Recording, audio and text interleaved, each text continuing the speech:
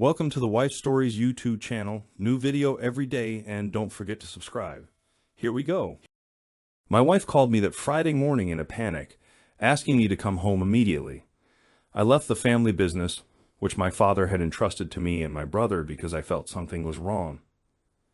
Beth Tate, a stay-at-home mother who had never worked outside our marriage, only reached out to me at work for significant matters, so I knew this was serious. I was concerned that something might have happened to one of our teenage daughters at school, hoping it wasn't as grave as her call suggested. Both our daughters were very athletic, so I wondered if it could be a sports injury. My daughters were my life, both growing into beautiful young women, just like their mother. We ran the largest electrical company in the state.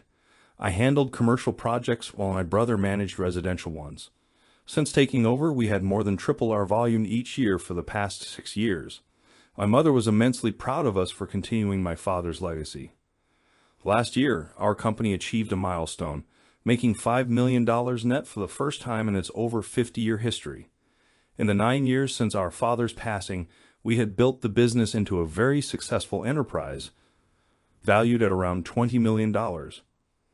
As the oldest, John was made president by our mother, who retained 52% of the shares. My brother and I each held 24%, a setup to ensure our mother's financial security. After my father's death, my mother insisted I manage her personal investments. I shifted her portfolio from conservative to aggressive, yielding excellent results. When I arrived home, I was shocked to find movers packing up our belongings.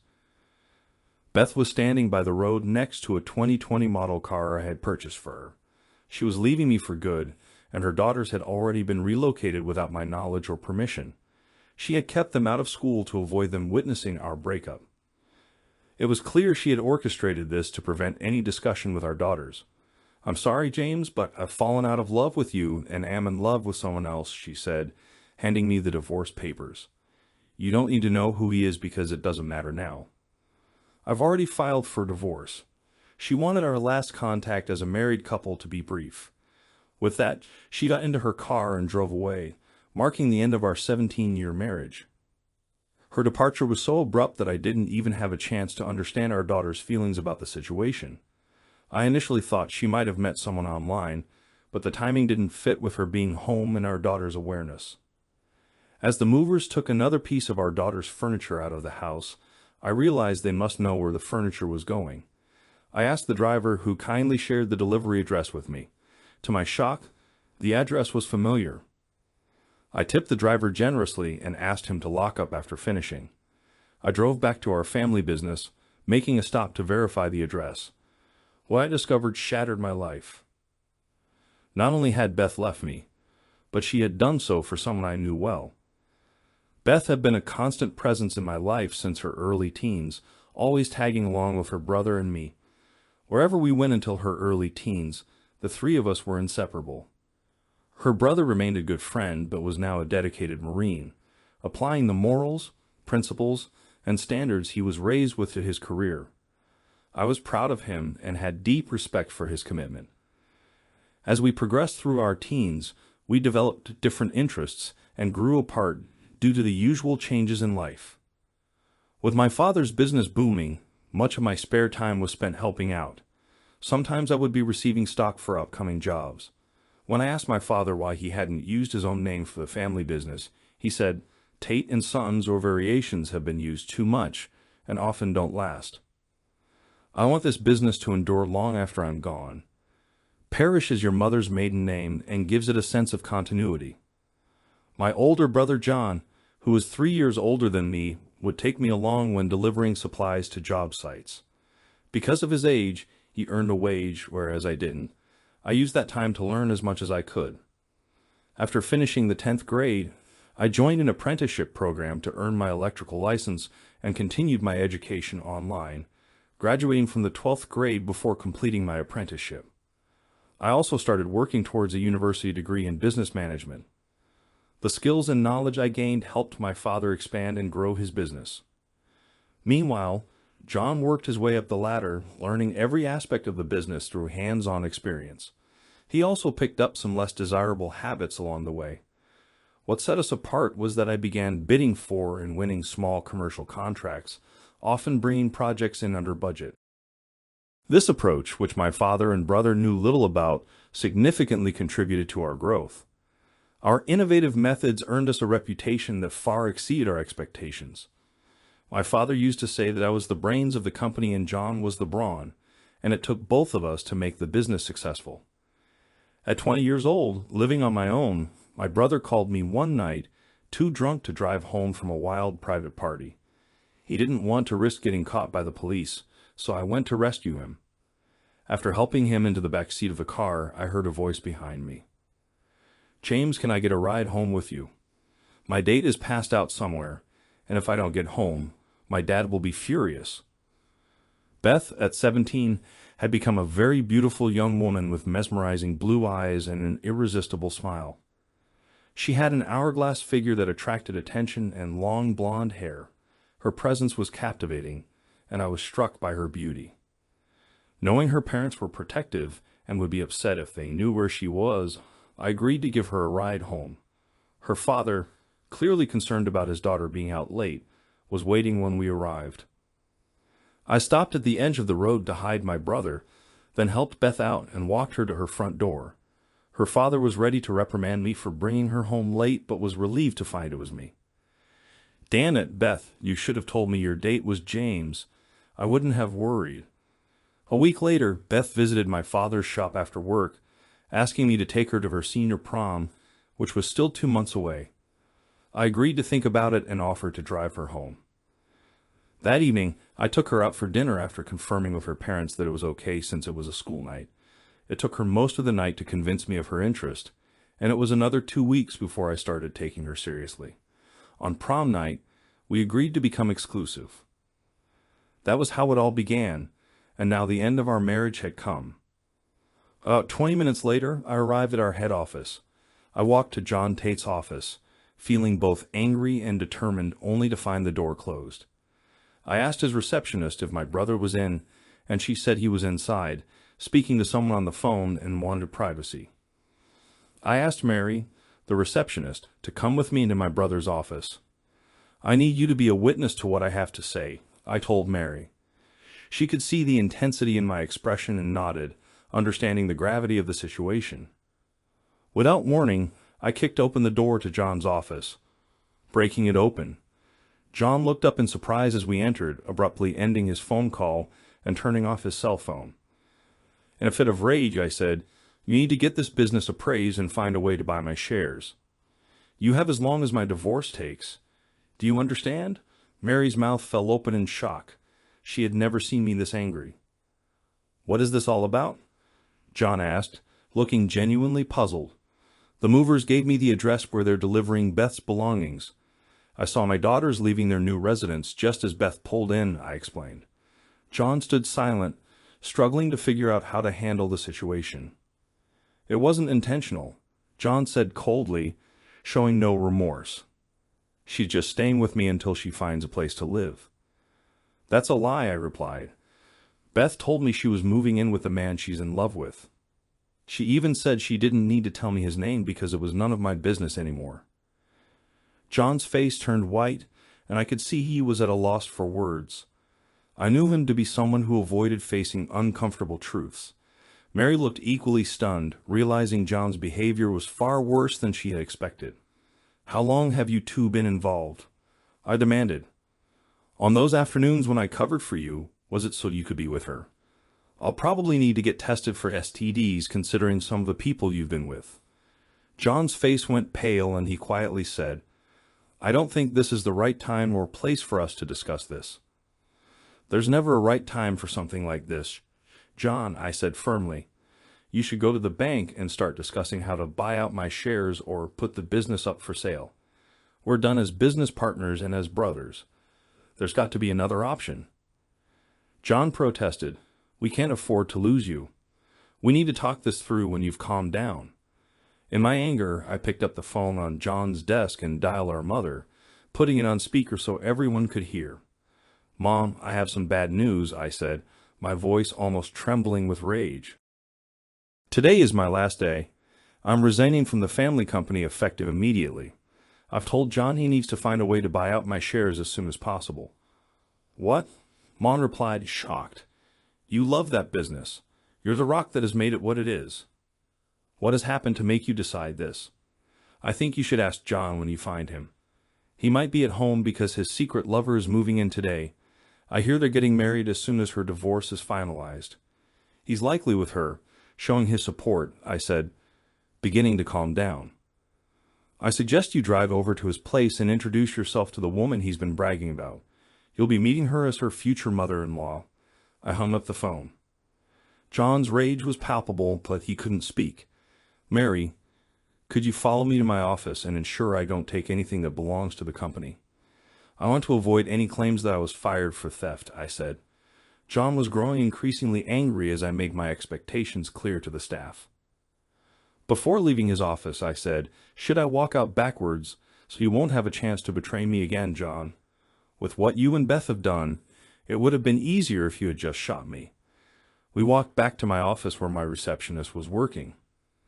I said, Joe, could you please come in and witness what is about to happen? I think Mary will appreciate having a witness for this. James, what's going on? Joan asked. I've resigned because John has taken my wife and children from me, I said. I was served with divorce papers at home. The movers gave me the address where they were delivering Beth's belongings, and it turned out to be my brother's place. Both of our long-term executive assistants were in shock. They had been our steadfast support for years, and I valued them greatly. Mary said, let's list everything James takes, along with what keys he returns. We'll type it all up and make 5 copies. Joanne and I will each keep a copy for safekeeping, so if any documents disappear, we can verify what happened today. Their trust in the process showed me just how much they valued their roles. It made me wonder what other secrets my brother might be hiding. It took about an hour to get everything sorted. I called security to escort me out and verify what I was taking with me. I watched as both ladies placed the extra copies in their purses. My brother had left in a hurry without saying goodbye, likely trying to avoid the situation at his home.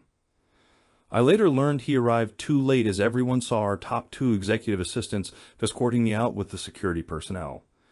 With tears in their eyes, I kissed both ladies on the cheek and thanked them for their years of support. I took a single box from the security officer's hand as I left. As soon as I was outside, everyone wanted to know what was happening. The ladies explained as best they could. After opening the trunk, I threw the box in and closed it. On my way through town, I stopped at a real estate office and listed the house. I gave the representative my wife's cell phone number and instructed her that I would leave it up to my soon-to-be ex to decide the listing price. When I got home, I found that besides the personal belongings, only the bedroom furniture of our daughters had been taken. I shut off my cell phone and read through the divorce papers. The grounds were emotional and mental cruelty, and she was asking for primary custody of our daughters, Bew and Bree, with supervised visitation for me once a month for 1 hour. Beth thought I was too strict because I didn't allow her daughters, aged 13 and 15, to date without chaperones. She felt I was outdated and that my views on morals and family were too restrictive. Beth believed that my approach to raising our daughters was stifling their personal development and mirrored the way her father had treated her. She was using our differing views on parenting as a reason for the divorce. I went to the liquor cabinet and poured myself a drink, flipping through channels but finding nothing suitable to distract me. It seemed I passed out from drinking, waking up with a hangover on the living room sofa still in my business suit. After undressing, showering, and shaving, I made breakfast and went outside to do my usual Saturday chores. Around 1 o'clock in the afternoon, I turned my cell phone back on and saw text messages from my mother, my brother, my wife, and my 2 daughters, all trying to reach me. I suspected that my daughters were in on the situation and had agreed to go with their mother. The only message I trusted was from my mother. Once I had settled down and thought things over, the real estate agent called me. Mr. Tate, your wife finally showed up this morning. She was quite upset to find that you're letting everything in the house go.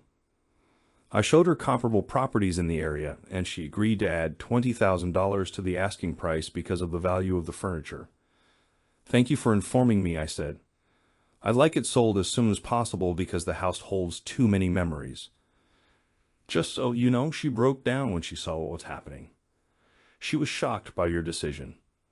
I asked her what she expected. Miss Waterston, she said. She left you for your brother, and now you're selling the house. She expected you to take it as a given. She even mentioned demanding to be bought out of the family company. I responded, what choice did she leave me? Was I supposed to be content knowing that I'm just a victim of my brother's actions for the rest of my life? Miss Waterston noted, it seems like Beth was not prepared for the extent of your reaction. Her face showed how taken aback she was. I told her, you might be able to fool many people, but I know what's really going on. Miss Waterston mentioned she has an excellent divorce lawyer for you. She'll send you the contact details. I thanked her for her help and ended the call. As I refreshed my coffee, I saw my older sister's car pull into the driveway. I finished making my coffee and went to the front door to let her in. Mom must have called you after visiting John's place, I said. It's a long drive from their place. It must be important. Connie looked at me and said, I can't believe what they've done. Mom was devastated when she found Beth and your daughter setting up house at John's place. What are they thinking? I'm in shock too, I said, my eyes tearing up. I had no clue how long this had been going on. From what Mom told me, it's been about 2 years. How could I have been so blind? I added, before we talk more, you should read the divorce paperwork to understand why she's requesting the divorce. I just made a fresh pot of coffee. I'll get you some, and then we can discuss it. Connie read through the paperwork, which detailed minor arguments exaggerated to an extreme. Beth wants you out of your daughter's lives, Connie noted. Most of what she claims is exaggerated, as we both know. Mom doesn't want you leaving the family business. So, Mom wants me to accept my brother's betrayal and remain in the company as if nothing happened. Is that it? I'm thankful to the real estate agent for highlighting this. Connie was visibly shocked. I can't believe what they've done. The stigma they're putting on you is appalling. The breakup of your marriage and their attempt to take away your kids. That's why I'm leaving the company, I said. No matter what deal is made, I'll always feel that my brother is mocking me for turning my family against me.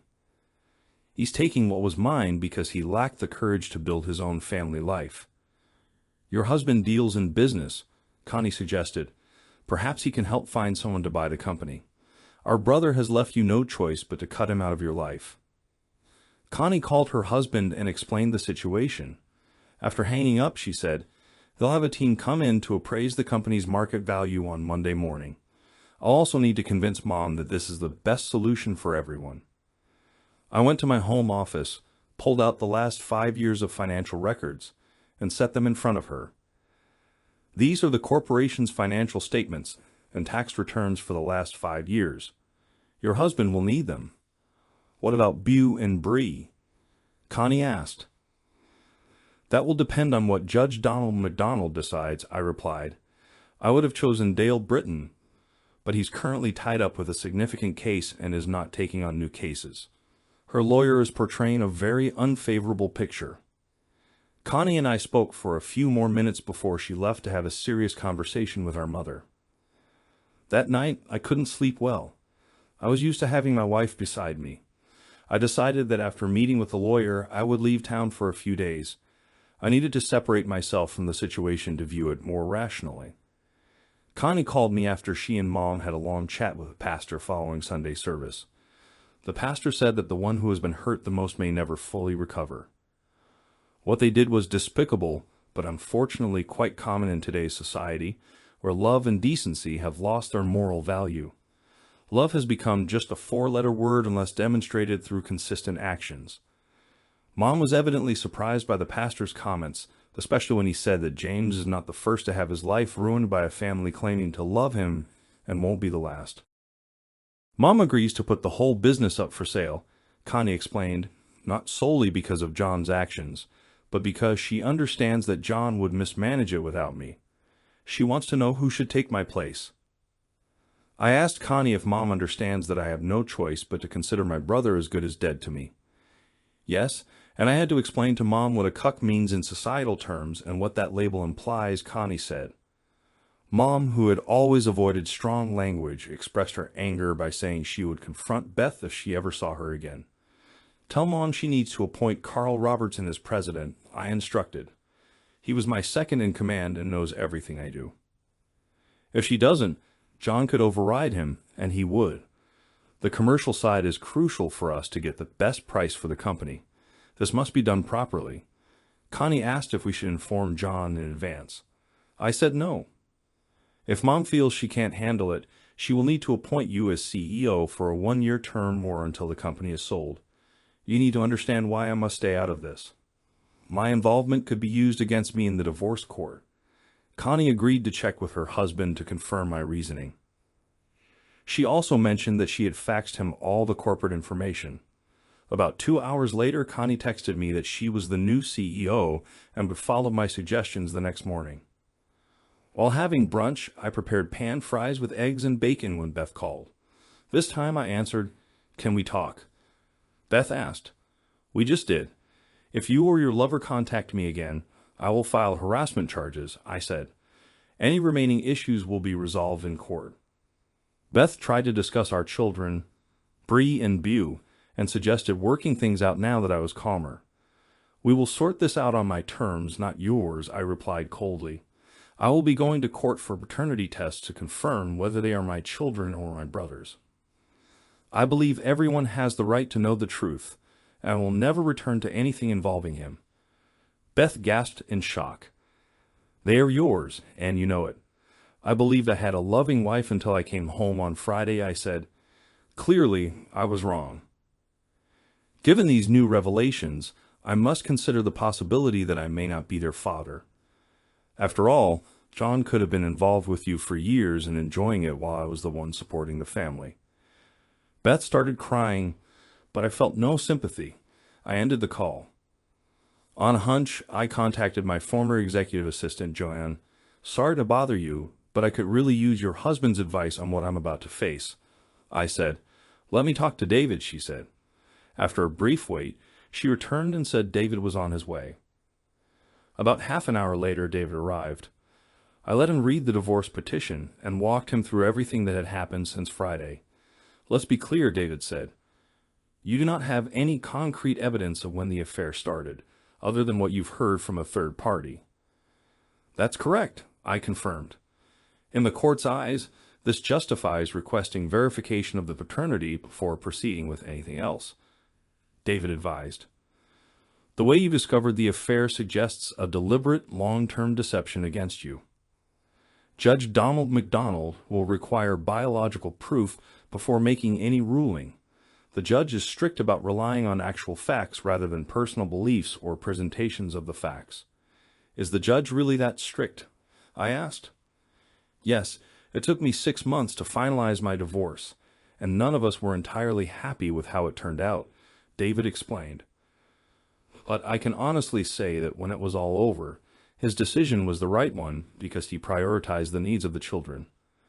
I offered David a drink, and as we chatted about his relationship with Joe, we heard a truck pulling into the driveway. I stood up and looked out the living room window to see my brother John arriving. "I can't believe he has the nerve to show up here after everything he's done to me," I said. "I wish I had one of my dad's 22s. David muttered, "Sit down, I'll handle this. If you won't leave, I'll show him my badge. I don't think he wants to deal with the Cape Girardeau police." David opened the front door and pulled the window down on the screen door so I could hear their conversation. John slammed his truck door in anger and shouted, "Where the hell is my stupid brother?" David responded, "We could sit down and work this out, but the a-hole won't listen. Now he's going to have to because I've got a few things to sort out with him right now. If he won't listen, I'll make him." John retorted, "Screw you, a-hole. Get the hell out of my way." I left Beth in tears because he's questioning the paternity of his daughters. He needs to be set straight, and I'm the one who's going to do it. David asked, "When did the affair start?" "About 5 years ago, if it's any of your business," John replied. "That's interesting," David said, showing his badge. "Beth told your mother yesterday that it was 2 years ago." I have to question what the truth is because it's clear from your statements that both of you are trying to make the other look like a liar. It's apparent that James was expected to accept being deceived by both of you and continue as if nothing had happened. Was it your plan to gradually break him down and turn him into your personal submissive? John was stunned and at a loss for words, revealing that neither he nor Beth had seriously addressed the situation with each other. I wonder what the judge will say when I present the recorded video of this conversation. I suggest you get back in your truck and prepare Beth for the paternity tests that are coming. Your explanations about your relationship lack credibility and will likely be seen as attempts to defuse the situation. As John walked back to his truck, I realized that things were turning out much differently than they had planned. Once John drove away, David returned to the house. "What's your lawyer's name?" he asked. I provided him with her contact details, and he said he would reach out to her on Monday and send her a copy of the recording. "Why did you bring your police cam?" I asked. "It's standard practice in domestic situations," David explained. "When Joan told me you wanted to talk, I knew anything could happen, so I came prepared." I told David that I planned to leave town after seeing the lawyer. "I think it's best to stay out of the area for a while due to what's coming up. Is it anything the police might need to be called about?" David asked. "Our older sister has been appointed CEO of the family company this morning," I disclosed. "Tomorrow, she will appoint Carl Robertson as president. He was my second in command, and Joanne, who has worked closely with him, will likely become his executive assistant. The current president, John, will be demoted to vice president. This is happening because our mother doesn't want John ruining what my father and I built before she finds a buyer." David agreed with my reasoning. "If I were you, I'd be packed and ready to leave right after the lawyer appointment. John will be furious when he sees it's all you're doing. From what I know about your brother, he's hot-headed and reacts without thinking. People like that are capable of anything." After David left, I cleaned up the kitchen, then went to Ace Hardware and bought a new lock set for all the doors. It took about 2 hours to get that done. I was about to start changing the code on the house security system when my cell phone rang. I looked at the caller's information and prepared myself. It was Beth's father. "What's going on, James?" he asked. "My granddaughters have been calling me from a number I don't recognize because Beth has confiscated their cell phones, and your phone is never on." "Did you ask Beth why?" "I've tried, but all she says is it's a personal matter and that she'll explain everything later," he said. "Katie and I have had enough. We want some answers now." "Beth moved out on Friday," I explained. "She called me home from work just as the movers were finishing and served me divorce papers. She said she had fallen in love with another man and his name didn't matter." "Are you serious, James?" my father-in-law asked quietly.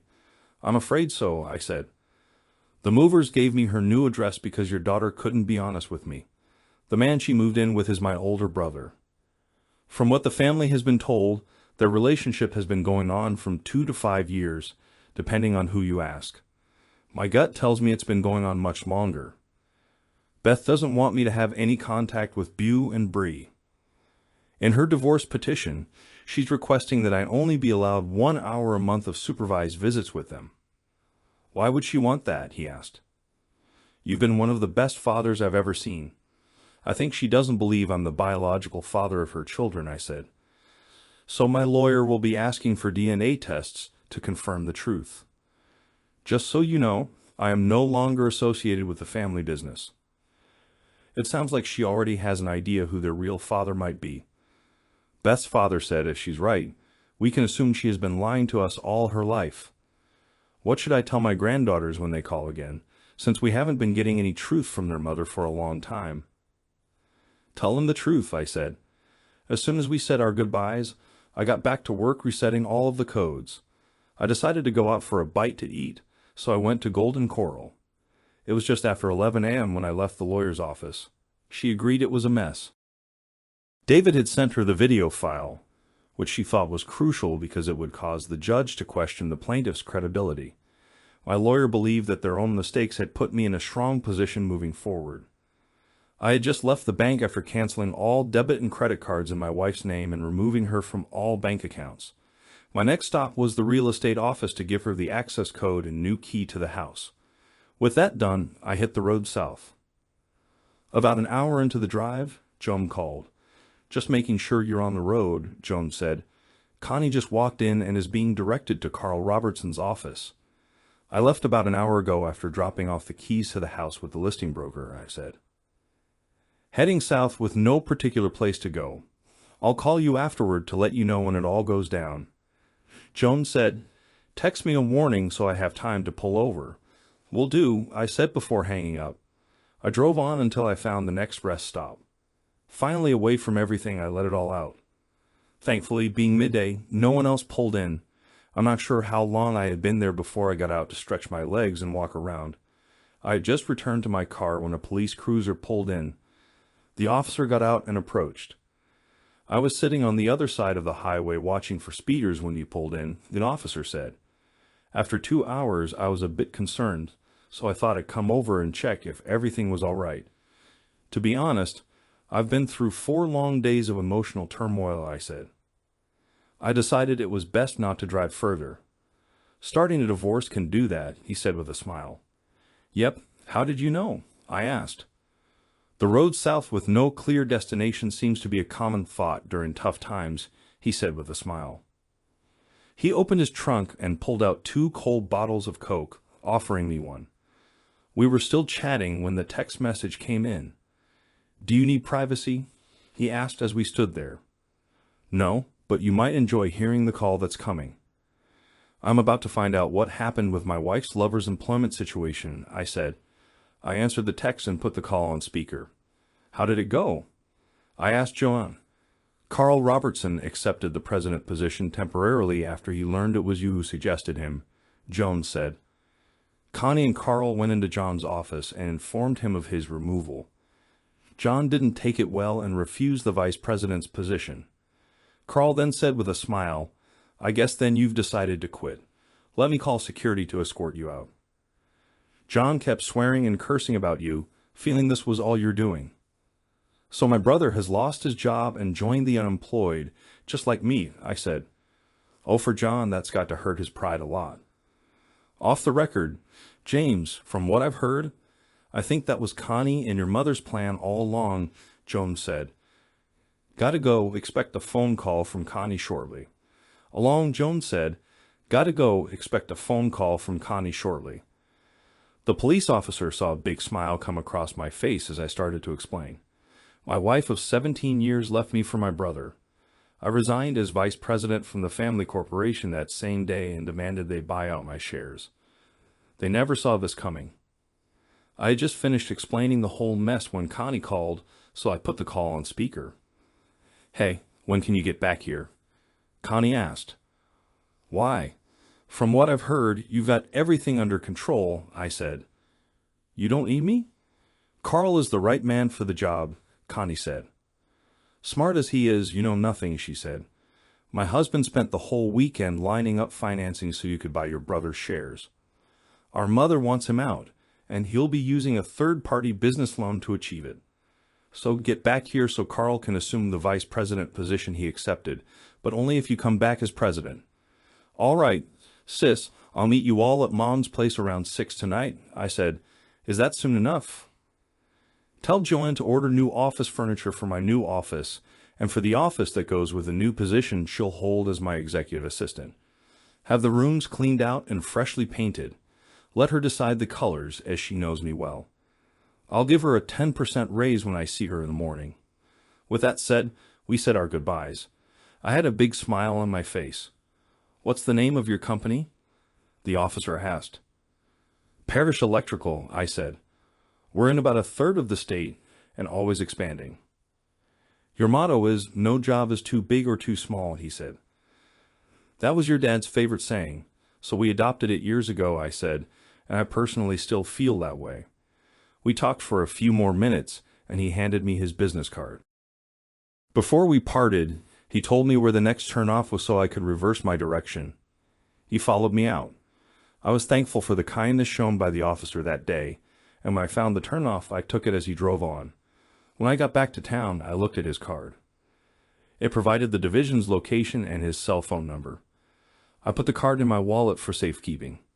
It was close to 5:30 when I pulled into my parents' place. I got out of the car and walked towards the front door. Before I reached it, my mother was already there to meet me. Neither of us spoke. We just held each other, sharing a tender moment.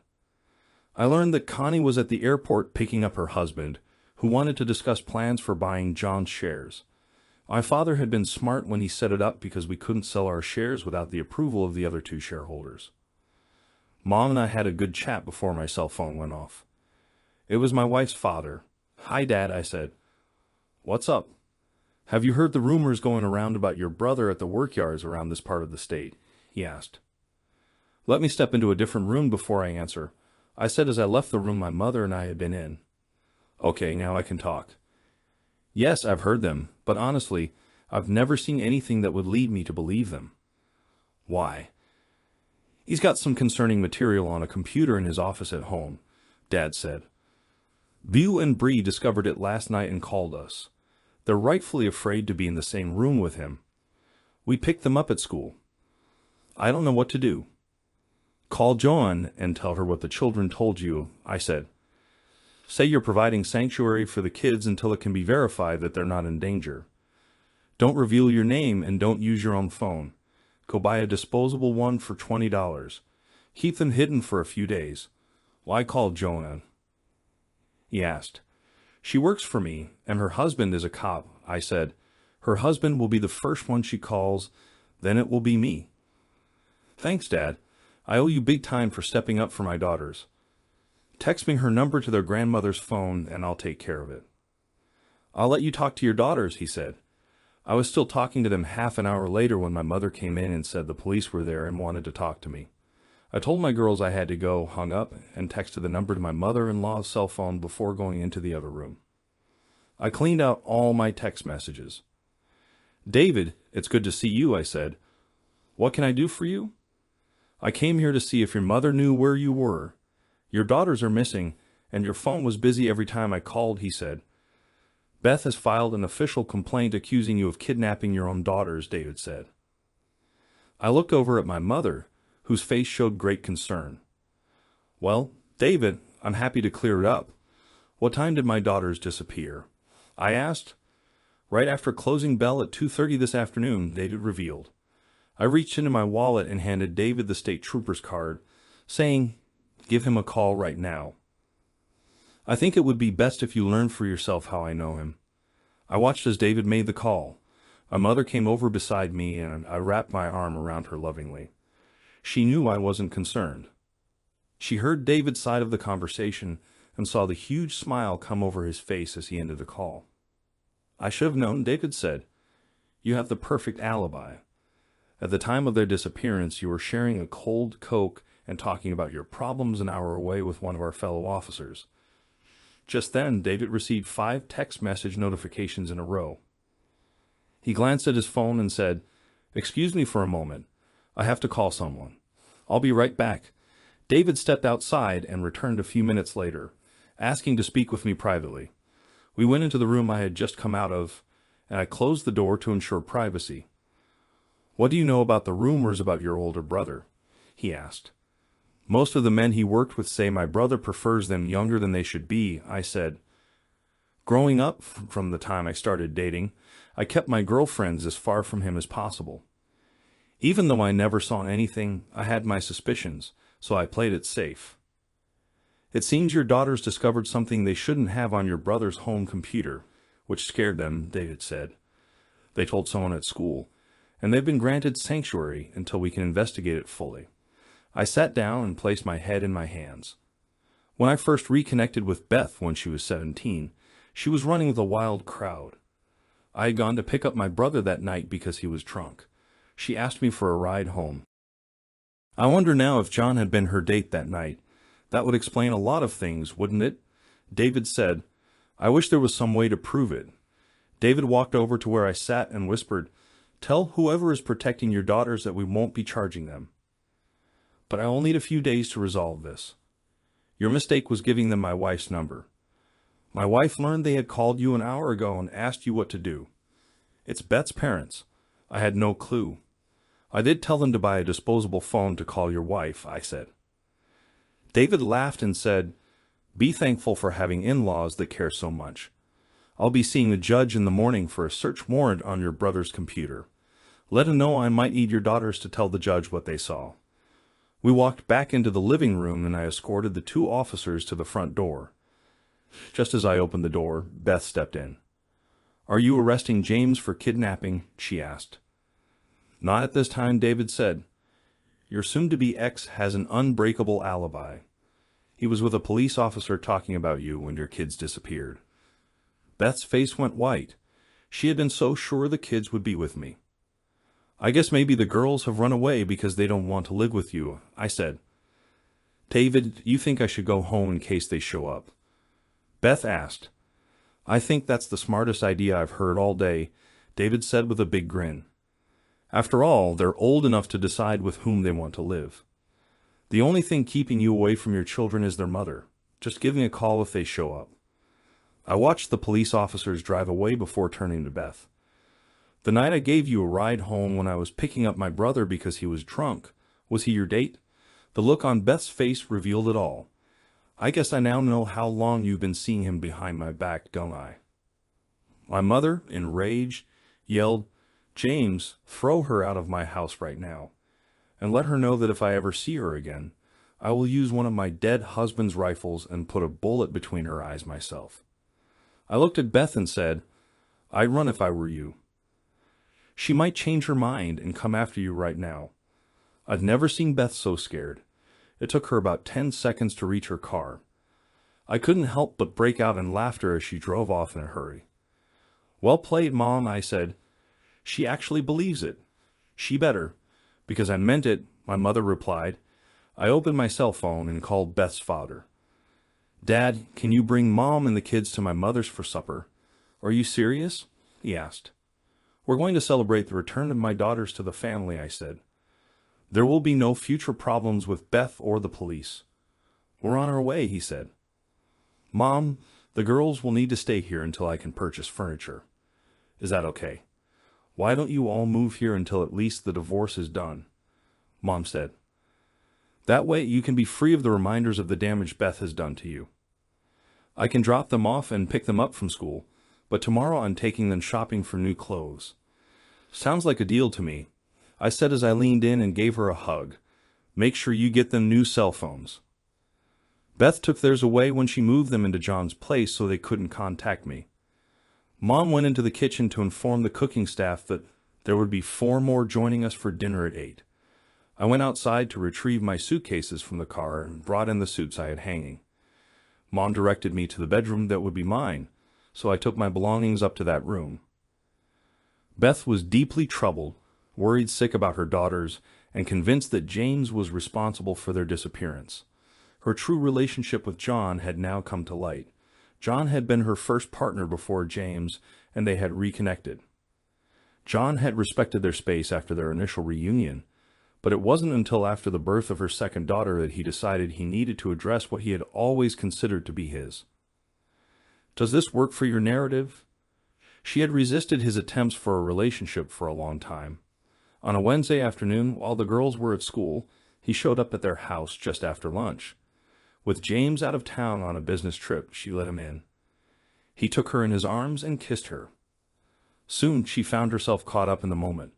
It was a powerful experience for her. He turned her around, and their connection deepened.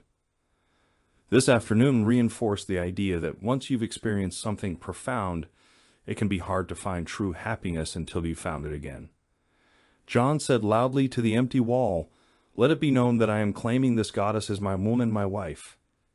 His response showed her willing agreement. She had allowed him to express his feelings for her that afternoon. The connection between them was intense and profound. Each moment was a powerful reaffirmation of their bond. After she had gotten her daughters in bed and made sure they were asleep, she walked into the master bedroom to find John waiting. They spent the night together, their connection deepening as they rested in each other's embrace.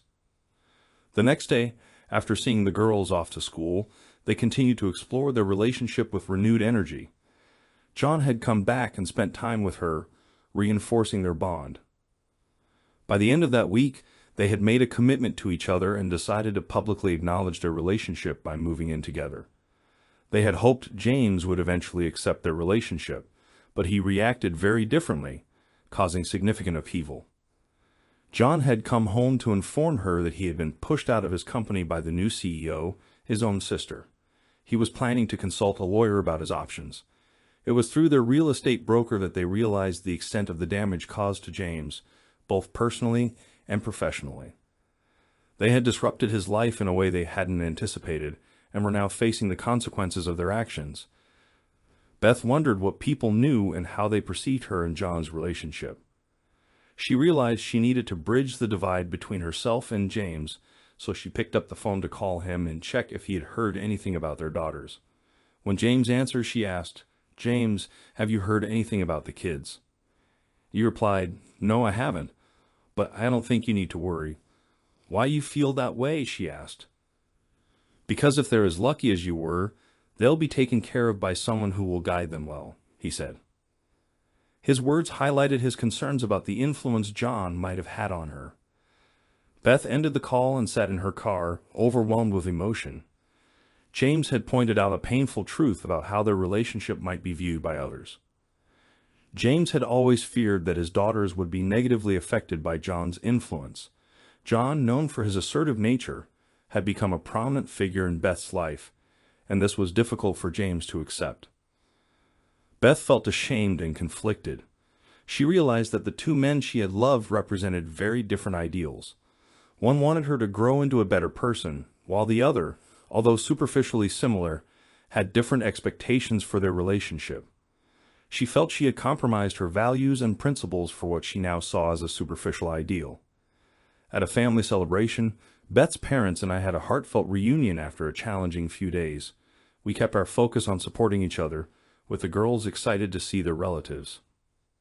During the meal, we discussed our temporary plans until the divorce was finalized.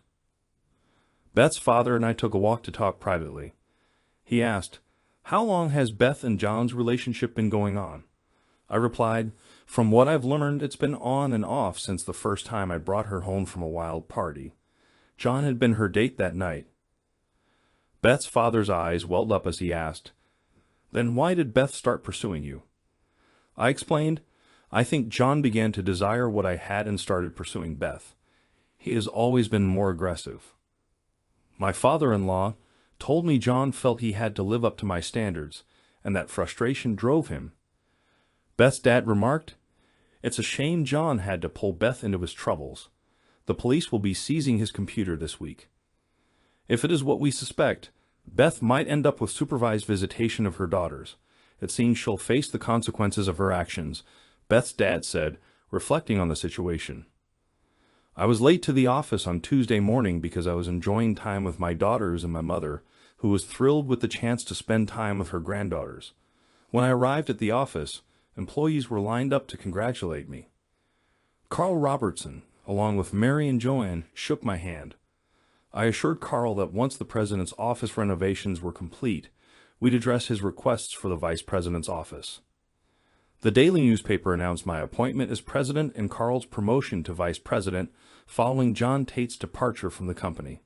As a result, both Carl and I were inundated with new business opportunities. It appeared that John's departure had a positive impact on the firm's reputation. Later, I went to pick up the rest of my clothes from my former home. I had called my mom and knew they were still out shopping. As I was loading the trunk, my brother unexpectedly attacked me from behind. During our previous fight, he had beaten me badly. I grabbed a tire iron and swung it defensively toward his leg, causing him to release me. A neighbor must have seen the commotion and called the police, who arrived to separate us. By then, neither of us was in great shape, but at least I was still standing. The officers noted John's inebriation and aggression and arrested him. I collapsed and later woke up in the hospital where I learned I had cracked ribs and severe bruising. The doctors thought that with some rest, my ribs would realign on their own. I had a lot of internal bleeding and my body was covered in bruises, as was my face. My mother said I looked like a character from a movie. John was going to be charged with aggravated assault. My daughters were upset by both my appearance and the incident. I explained to them that their mother and uncle had been acting out of uncontrolled emotions, which clouded their judgment and worsened the situation. I reassured them that while I would recover, the long-term damage to their mother and uncle was a concern. The girls and my mother stayed with me until I fell asleep. The next morning, Connie, Mom, and Tom visited me in the hospital room. To secure the loan Tom needed, we had to agree to expand into the northern part of the state. A competitor in that region had gone bankrupt, and Tom suggested we take over their contracts and make a low offer on their equipment and buildings. I proposed buying controlling interests in their shares, but Tom explained that their debt was too high, and their union contracts had costly pensions and medical commitments. Mom surprised us all by revealing that James had been the de facto president of the company for years. Even though James kept Jacob informed and sought his approval, it was James who had been running things. Mom proposed giving James the 27% of the shares needed for him to have full control, as we couldn't be sure John would sell the rest. She also intended to give the remaining shares to Connie, stating that she had enough from James' wise investments to live comfortably. I added that I would only agree to this if Tom agreed to become our chief financial officer. I acknowledged it might affect his pay, but stressed it was a necessary sacrifice. Connie was moved by this gesture as our father had never fully accepted Tom. I offered to cover Tom's moving expenses and the cost of a new house, which surprised Tom. He was flabbergasted but eventually agreed, saying he'd be honored to join us. Mom was thrilled that Connie's husband would be coming aboard. After their departure, I called Carl to inform him of our plans. Carl believed that the company assets and contracts we were pursuing had political connections and that there might be under-the-table dealings involved. I insisted that if the court approved our offer, all name changes and related matters needed to be handled promptly. I was released on Friday, with my mother picking me up to take me home so I could finish packing. Connie was flying in the next morning to look for a house. My body was starting to heal, and my divorce lawyer had obtained a restraining order against Beth and John. The in-laws had visited 3 times, and it had been a quiet 3 days. Mom noted that this quiet period gave the girls time to adjust. I asked how they were handling it, and Mom said they were managing better than expected but would need some private time with me. They shall have the whole weekend with me if that's what it takes, I said. Before I come back to the house, I'm going to stop by the motor vehicle office to pick up the materials for Bree to start studying for her learner's permit.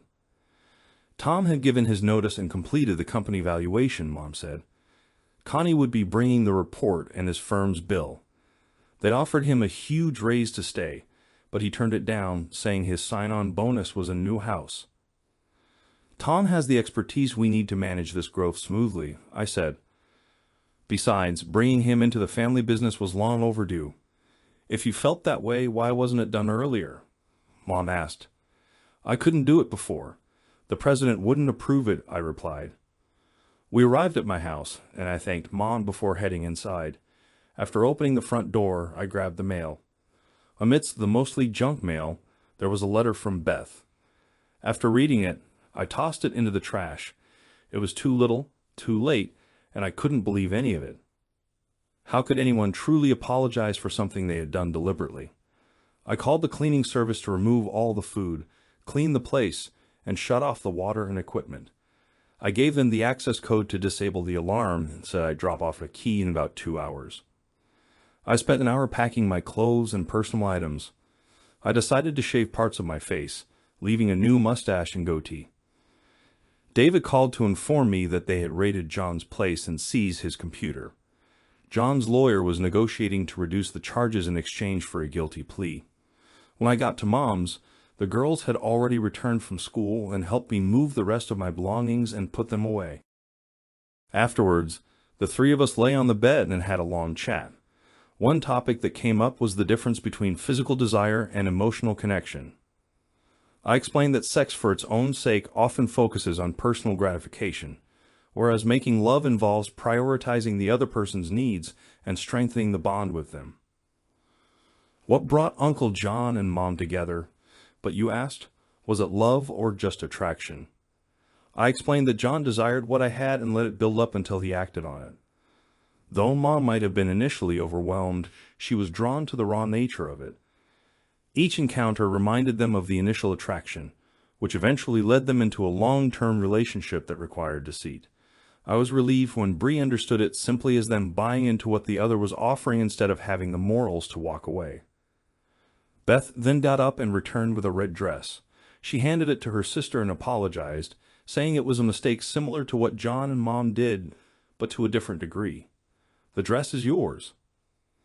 I got up, grabbed a booklet from the dresser, and handed it to Bree, reminding her to start studying for her learner's permit.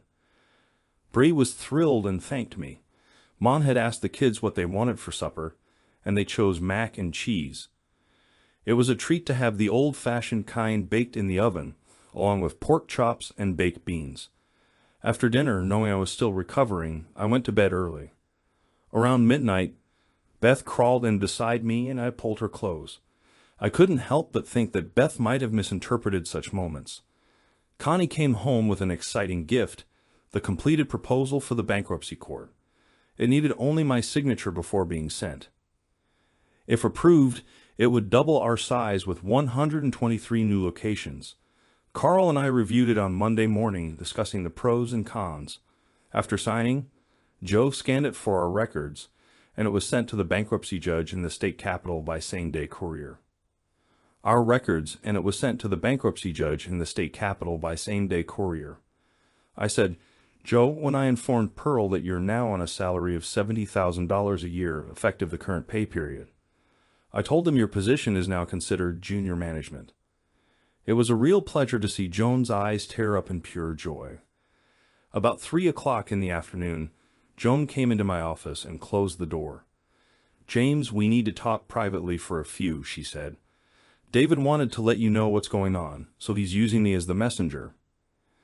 I stopped what I was doing, got up, and walked around to the front of the desk. After moving one of the chairs, I sat down right across from her. You have my undivided attention, I said. Joan explained that David found troubling images on her brother's computer. All the girls in the images are local and of a certain age. David is trying to find out more about their stories. He believes it might be a list of individuals he had taken advantage of over the years, as Beth's picture was among them. David wants to see if John had a similar pattern of behavior with them all. I'm not surprised, I said. A few of the workers when I was growing up mentioned that John had pictures of some of his acquaintances. Beth, at 17, would mean that John would have been 23, which could legally be considered a serious issue. It does point out a pattern of behavior that David feels can be used strategically in your divorce. Joan disclosed that this would mean you would need to directly address his motives by suggesting that the only reason he wanted Beth to move in was to gain easy access to your daughters. With what we are learning about John since his removal from the company, I said, I will have no problem doing that. The challenge is how to approach it. David will need to prepare an official internal report. Joan explained that it will be up to the district attorney to decide what to do with the information. David will bring a copy of it on a disk, which I will get to you. Sounds good to me, and I owe David one. When I called David to inform him about what you had done, he was overwhelmed by your generosity. We both know that was a significant raise. Mary has been rewarded as well, though not as much as you. As Carl's assistant, she is now in junior management too. Connie's husband is coming aboard as our first chief financial officer. I want Mary and you to find the most qualified assistant from our current staff whom you believe would fit in well with you both. Once you have selected her, the three of us will meet with her to explain her new responsibilities. If she agrees to join the management team, we will use the empty offices where Jay's former furniture is stored for them. You're really changing things for the better, she said. We might be doubling our size and going statewide very shortly. There will be days when the upper management will be tied up or out of the office. As our executive assistants, you three will, once you are fully set up and trained, be making decisions on our behalf. So we need to ensure that Mary and I can trust the person we choose. She said, like you trust us. Any problems regarding Mary or the new hire will be part of your new responsibilities. You will handle these issues. If you can't resolve them, remember you can always ask me for advice, I said. Joan left the office with the proudest look I had ever seen. When I left for the day, Mary and Joan were in a deep discussion. As Carl and I walked out together, Carl told me the new structure going forward was brilliant. Mary and I are starting to put plans together in case our offer is accepted, Carl said. Human Resources will compile a list of who should be considered for relocation and promotion for the new openings being created. Good thing I added a 30-day notice before acceptance to give us a chance to prepare, I added.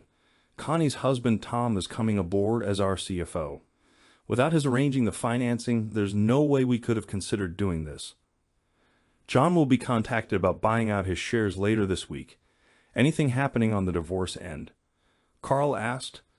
We have a court hearing this week about getting an order for the blood tests, I said. We were the last ones called before the judge. That Friday, I was surprised to learn that Judge Judd Donald McDonald was not a huge man as his reputation suggested. I had assumed he was tall and broad, but in reality, he was about 5 feet 1 inch and around 180 pounds with a very short neck and broad shoulders. He appeared to be in his late 50s. My lawyer laid out the basic relationship of the three of us, explaining how Beth and I had reconnected. She went through how I had discovered who she had fallen in love with and confronted my brother. She then produced an affidavit from my mother, disclosing that Beth had told her it had been going on for 2 years. She played a recording from David. Judge McDonald took a real interest in it. Finally, I was called up to explain what I had learned the day Beth accused me of kidnapping my own children. I could see the judge's face becoming very concerned when I explained Beth's response during our confrontation. His expression changed noticeably, making him appear much older. Beth's lawyer attempted to counter our presentation, but was unsuccessful. Finally, the judge spoke. It's apparent that there's enough circumstantial evidence to suggest that Beth and John Tate had a relationship that lasted longer than the marriage between Beth and James Tate. This indicates that there's a significant likelihood that either one could be the father. To determine the true parentage of the children, given that human memory can change over time, a DNA comparison between both potential fathers and the children is necessary. What weighs most in this ruling is the video of John Tate's statements to the police and his responses. The judge continued, once all issues are resolved, the divorce will be granted to James Tate on the grounds of adultery. Beth was visibly devastated, and John looked at me with pure rage. The judge's implication was clear, that they had been manipulating me for years. I had a sense of satisfaction on my face as we prepared to leave. We noticed Beth's parents and her older brother standing by, ready to leave the courtroom. I saw the pain and sorrow in their eyes. They had been there for the entire hearing. I guess her parents had hoped we were wrong. Beth approached them, but they turned their backs and walked out. The message was understood. Due to their beliefs, Beth would be shunned from their community. I walked over to Beth with my lawyer beside me. Beth, you must be very proud. Not many can say they have caused such disruption to 2 families in less than a month, I said. I'm sure you'll be pleased to know that both Bree and Bew are doing well. My lawyer and I continued on our way out as Beth began to cry. Outside, Beth's family was waiting. Mom, Dad, do you want the girls for the weekend? I asked. It would give them a chance to spend time with their favorite uncle. Mom teared up, hugged me, and said, We'd love to. Ted, Beth's brother, extended his hand and said, It's good to see you, old friend. If my daughters don't tire you out tomorrow, I shook his hand and replied, How about we go out for a late supper and a few beverages afterward? I'm coming home for good, James, he said. I'm getting too old to keep up with things. I'll be home with the family for a couple of weeks to house hunt and find a job. Just then, my cell phone rang. It was Joanne. What's up? I answered. We just got word that the 30-day countdown is on, Joan said with excitement. Thanks, and let Carl know I found the head for our resource department. I said, if I can convince him to come with us. How did it go in divorce court? I'll explain when I get back to the office, I replied. Bye, Ted? Bye, Ted. $60,000 a year to start, with a review after the first 6 months as the head of the new resource department, I said. Do you want it? Ted asked. What does it entail? Management of purchasing, distribution, and control of inventory for 3 hubs, distributing to our retail stores and commercial sites. Most residential jobs are handled through our retail outlets and contracted bids. Supplies will be delivered on-site from one of the hubs, I explained. Dan, you're serious, he said. Of course, I'll take it. Beth's dad said, take him to see your house if he's interested. I'll cover his down payment. So we did. Since Ted had been overseas, most of what he had there with his family would be sold off before moving back. They would be starting over with basically nothing. After viewing the house and discussing what was included, they decided to make a full-price offer. I accepted their offer with Beth's signature needed to finalize it. Ted couldn't believe how easily they could start over. I stopped at a wine shop and picked up 2 bottles of wine and a block of cheese before heading back to the office. The upper management team had a small celebration before calling it a night. My girls called to ask if it was okay to go with their grandparents for the weekend. I acted surprised but said they should go ahead and have fun. When I got back to my mother's, I told her about what I had done after court. She said, "Ted is getting a good deal. The items you're selling in that house are worth more than what they're paying. Believe me, they know you are setting them up better than they could have imagined. Despite what Beth did, he will repay you by being meticulous with every penny. Once again, you're taking the high road." "Thank you, Mom," I said. "John sold the shares back to me this morning for $5 million through my personal lawyer, so I guess I'm staying on as part of the board." "What motivated him to do that?" "He told my lawyer he had never been happy in the industry. He stayed because it was owned by the family.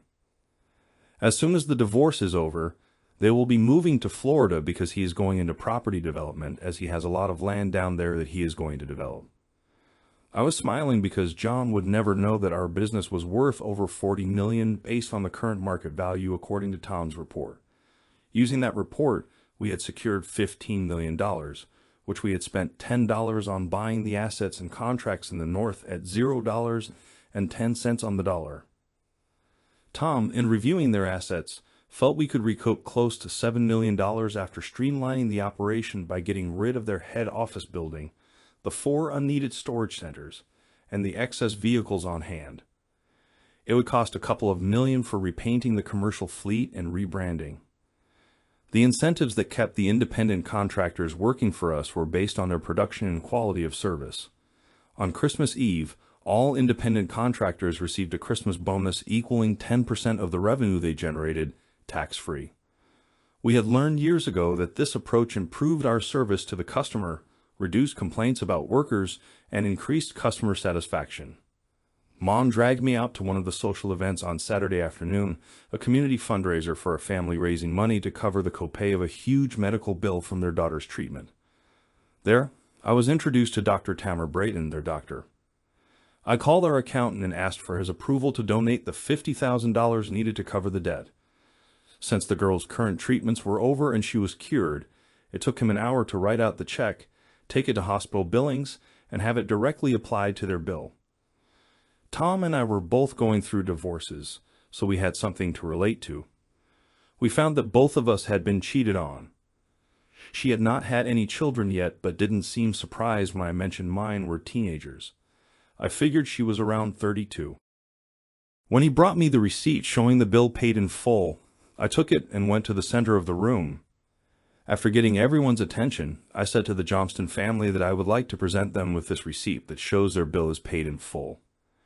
Parish Electrical heard of their plight and has covered it on their behalf. The organization hopes it never comes back again.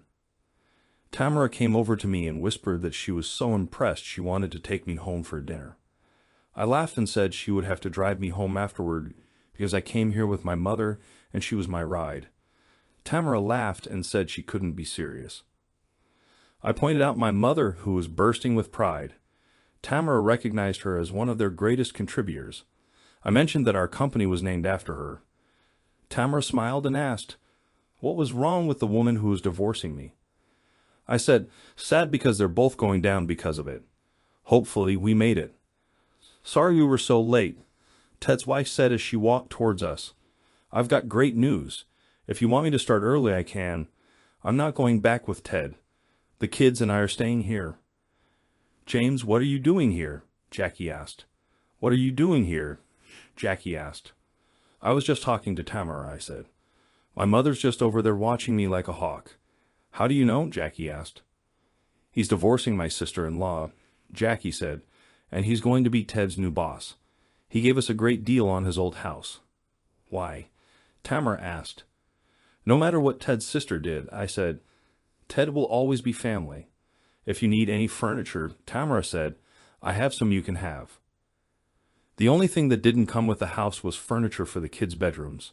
Ted's parents bought that this morning for us after the sale was confirmed, Jackie said.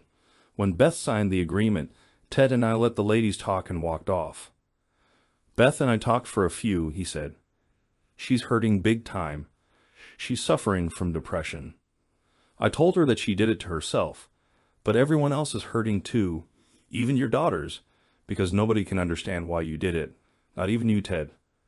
She doesn't know it's going to get worse for her before it starts to get better. A little advice, take it easy with Tamara. She's a beautiful woman who is hurting as much as you, Ted said.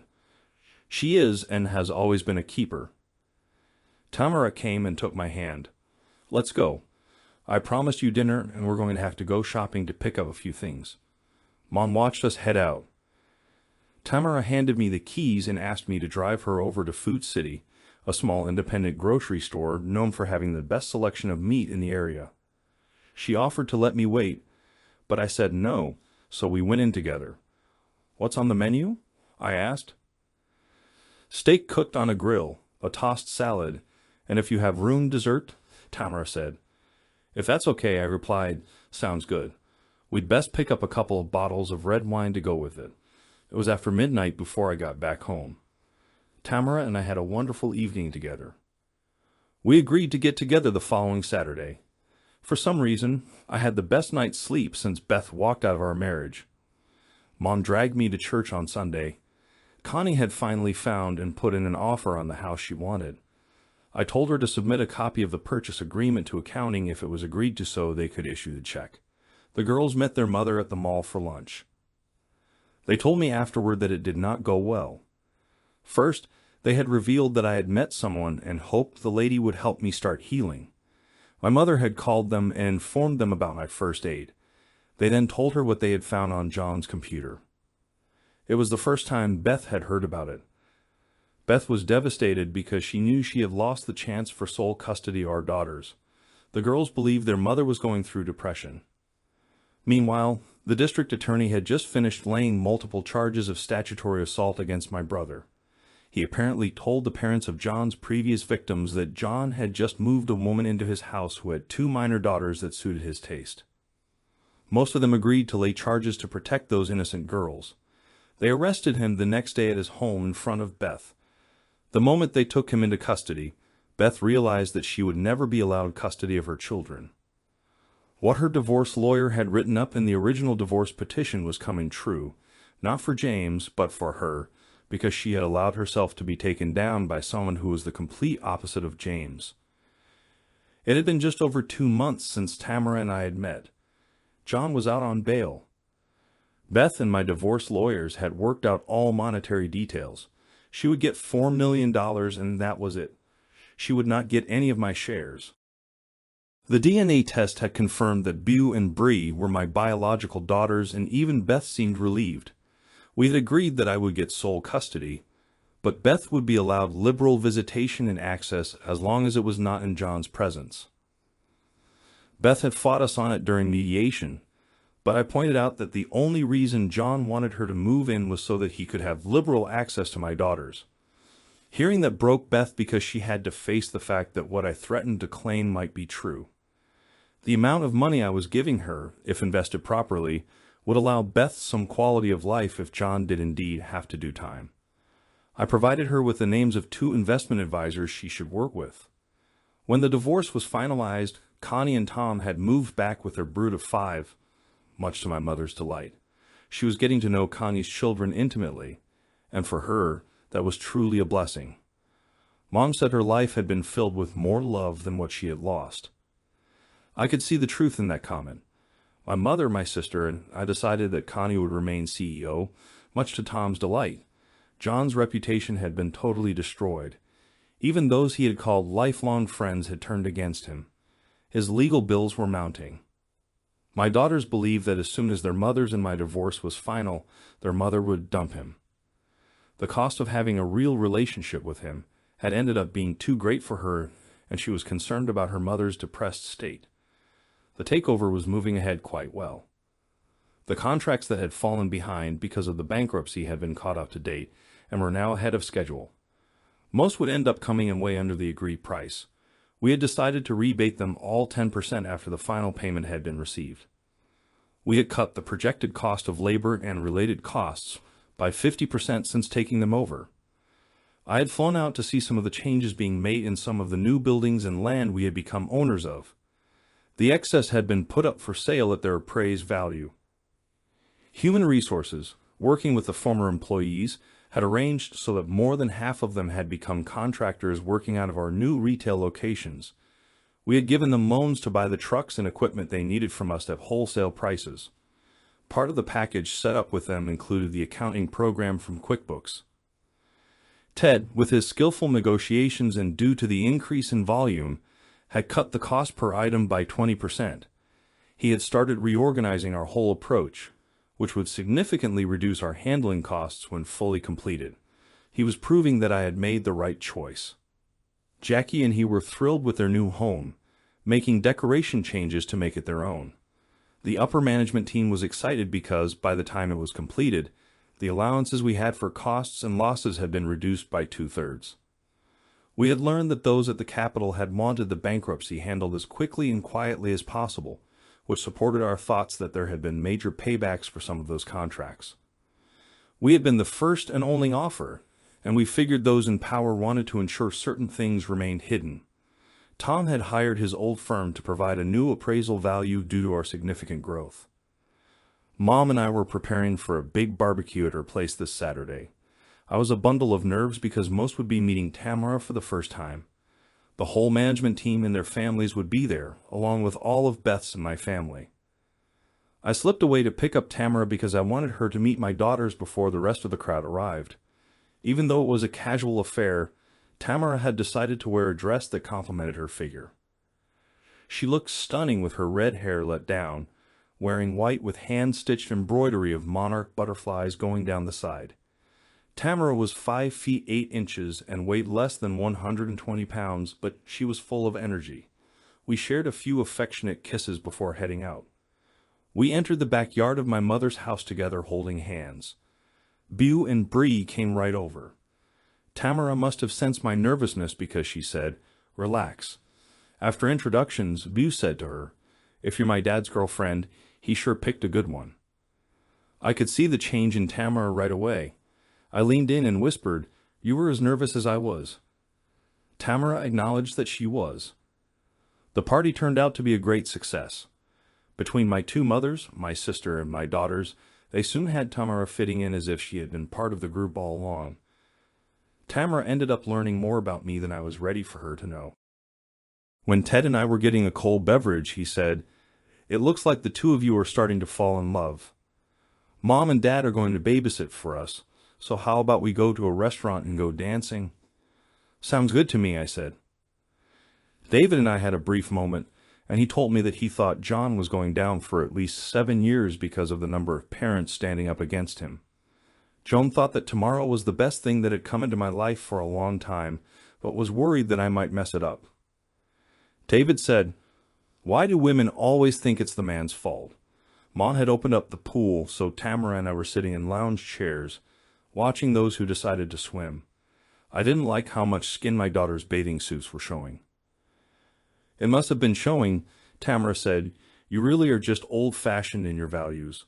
Was your father that way?" I thought about it for a moment before saying, "Yeah, I guess he really was." He wanted us to be the best we could be and always stressed that how we walked, talked, and conducted ourselves said more about us than our own words could. Sadly, that's what drove Beth to do what she did. "If my first husband was like you, we would have still been married," Tamara said. We looked at each other without saying a word before sharing a long, affectionate kiss. I think we both realized that our relationship had become serious. Bree, sticking her head out of the water, said teasingly, "Cool it, Dad. She's not our new mother yet." Having broken the mood, I took off my socks and shoes, made sure my keys and wallet were hidden in them, then ran into the pool to get her. Tamara watched as I played with my daughters for about an hour before getting out to change. When I returned, the three of them were having a good chat. Both girls then took multiple pictures with their phones, which they mistakenly sent to their mother, letting her know it was serious. The food the staff had prepared was exceptional. Tamara found it interesting that I went into the kitchen to thank them for how well they had done. It was noticed by all that we were never apart. We met Ted and Jackie at the Irish restaurant and bar. Tamara was the client of the owner's wife. We danced until closing, and I really enjoyed myself. I walked Tamara to her front door and was invited in. Tamara and I stopped at the house so I could change, and then went out shopping before Mom and the girls got back from church. We were all expected at Mom's for Sunday night family dinner. Everyone was wondering where I was. In frustration, my daughter texted me asking where I was and when I would arrive. About 2 minutes later, Tamara and I walked in the door. You said, "It's about time, dinner's almost ready." "You've got some explaining to do, Dad, because you didn't come home last night." I couldn't help but break out in a big grin that got my sister and my mother's attention. I asked the staff to bring in 2 bottles of champagne and glasses for everybody. Tamara had her hands behind her back and my mother caught on, a big smile spreading across her face. When we had all been served, I said, "Tamara and I got engaged this afternoon." That's when it became a lively scene at Mom's place. Tamara proudly showed everyone her diamond ring. Bree had recorded my announcement and sent a copy to her mom. That night, my mother took an overdose of sleeping pills and went to bed. She couldn't cope with me moving on with my life. She never woke up. We later learned that John and Beth were blaming each other for the problems they were experiencing. Both realized that what they had was not love but lust, and they had confused themselves because of that. Everyone was deeply affected by her passing. John and I stood by Beth's grave, sharing a few final words. He said, "I'm sorry for everything." I told him I didn't believe him because he couldn't specify what he was sorry about and walked away. That night, John took out his favorite possession, the first gun our father had bought him. After drinking a large amount of alcohol, he placed the barrel below his chin and pulled the trigger. On the table beside him, he had written 2 words, "I'm sorry."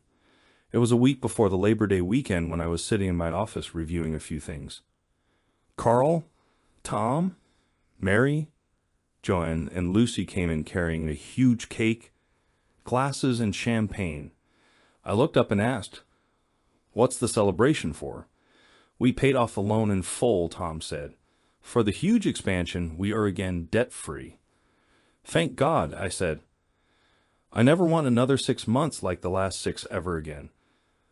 "It wasn't all bad," Tom said. "I'm looking forward to becoming your best man in 8 days." Everybody laughed because they all knew that tomorrow was 2 months along.